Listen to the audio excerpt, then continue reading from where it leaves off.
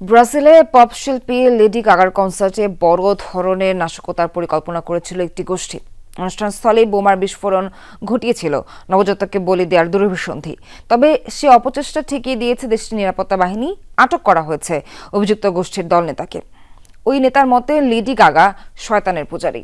নির্বিঘ্নে কনসার্ট হওয়ার পরদিন জানা যায় এই নাশকতার চেষ্টার খবর।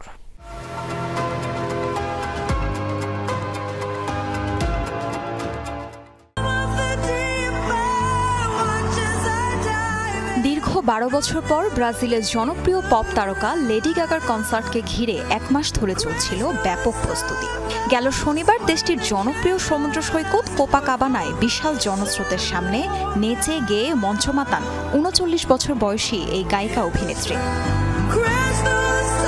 অতীতের সব রেকর্ড ভেঙে 21 লাখ দর্শক মাতোয়ারা হয় গাগা ঝড়ে। তবে অল্পের জন্য বড় ধরনের হামলা থেকে রেহাই পেয়েছে গোটা আয়োজন। গোপন তথ্যের ভিত্তিতে কনসার্টে বোমা বিস্ফোরণ পরিকল্পনার খবর পায় পুলিশ। অপারেশন ফেক মনস্টার নামে শুরু হয় রুদ্ধশ্বাস এক অভিযান। ডিজিটাল প্ল্যাটফর্মগুলোতে নজর রাখছিল পুলিশ ও গোয়েন্দা সদস্যরা। সোমবার থেকে আমরা গোপন সূত্রে খবর পেতে শুরু করি যে কনসার্টে হাতবোমা ও মোলোটভ ককটেল বিস্ফোরণের পায়তারা করছে একটি গোষ্ঠী। নাশকতার পরিকল্পনা করা সেই গোষ্ঠীকে শনাক্তে সক্ষম হয় রিও ডি জেনেরিও পুলিশ, যারা মূলত কিশোর কিশোরীদের মাঝে বিদ্বেষ ছড়িয়ে আত্মঘাতী বিভিন্ন কর্মকাণ্ডে প্ররোচিত করে। অবৈধ অস্ত্রও রয়েছে তাদের।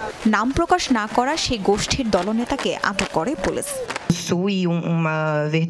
তাদের দাবি লেডি গাগা শয়তানের পূজারী।